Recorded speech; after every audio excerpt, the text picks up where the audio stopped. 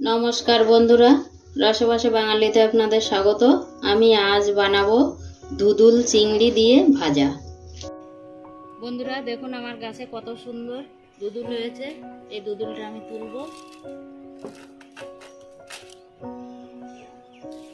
এটাও তুলে নেব। এই একটা হয়েছে, এখানেও একটা হয়েছে। এখানে আমি গাছ থেকে ধুদুল পেড়ে কেটে ধুয়ে পরিষ্কার করে নিয়েছি। দেখুন আমি এইভাবে কেটেছি, এটা একটু ভাজা হবে বলে। আমি এখানে ফোড়নের জন্য নিয়েছি ছোট চামচের 1 চামচ কালো জিরা, একটা শুকনো লঙ্কা, একটা তেজপাতা, নুন, হলুদ, 3টে চেরা কাঁচা লঙ্কা নিয়েছি, সামান্য একটু জিরের গুঁড়ো, এখানে একটা বড় সাইজের পেঁয়াজ নিয়েছি স্লাইস করে কেটে, 1 বাটি চিংড়ি।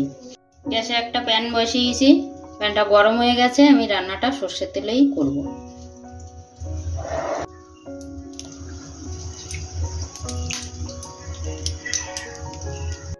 প্রথমে আমি দেব একটা শুকনো লঙ্কা।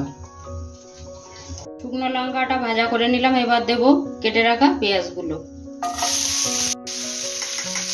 আমি দেব সামান্য নুন, অল্প পরিমাণ হলুদ গুঁড়ো। পেঁয়াজটা লাল লাল করে আমি ভেজে নেব।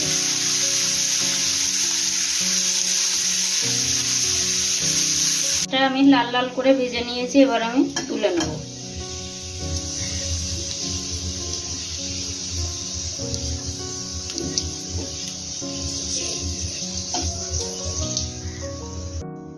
এই তেলের মধ্যে আমি চিংড়িটা ভাজা করে নেব। চিংড়িটাও আমি লাল লাল করে ভেজে নিলাম অল্প সময়, এবার আমি তুলে নেব।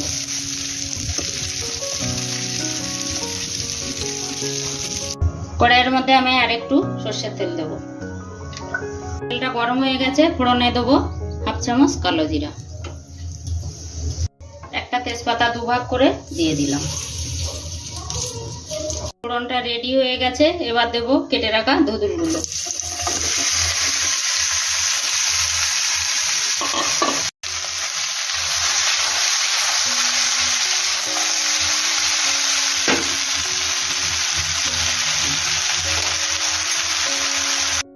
এবার দেব স্বাদ মতো নুন, পরিমাণ মতো হলুদ গুঁড়ো। নুন হলুদটা আমি ভালোভাবে মিশিয়ে নেব।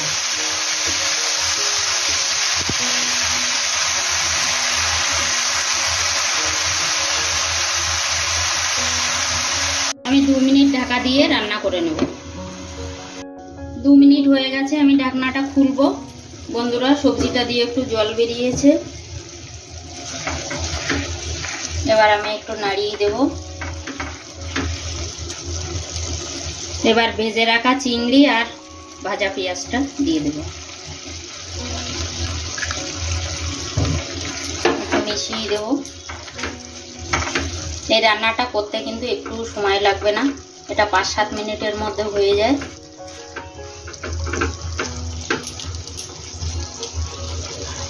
দেব চেরা কাঁচা লঙ্কা 3টে। আবারও আমি 5 মিনিট ঢাকা দিয়ে রান্না করে নেব। 5 মিনিট হয়ে গেছে, আমি ঢাকনাটা খুলবো। দেখুন বন্ধুরা এই 5 মিনিটের রান্নাটা অনেকটা কিন্তু হয়ে গেছে। এবার দেব আমি ভাজা জিরার গুঁড়োটা।